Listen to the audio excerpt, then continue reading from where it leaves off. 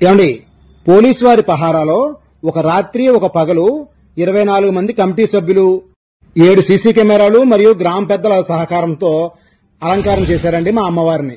మా అమ్మవారు ఎవరో కాదండి, తూర్పుగోదావరి జిల్లాలోని రాజమండ్రి కూతవేడి దూరంలో ఉన్న కడీపులంక బుర్రిలంక మధ్యలో ఉన్న అమ్మవారే శ్రీ ముసలమ్మ అమ్మవారు.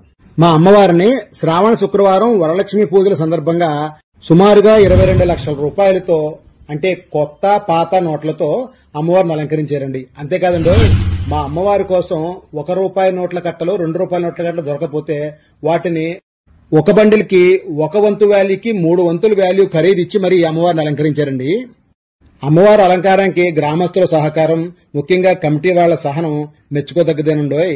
మా అమ్మవారిని ప్రతి పండక్కి ఒక్కోలా అలంకరించడం ఇక్కడ ఆనవాయితీగా వస్తుంది.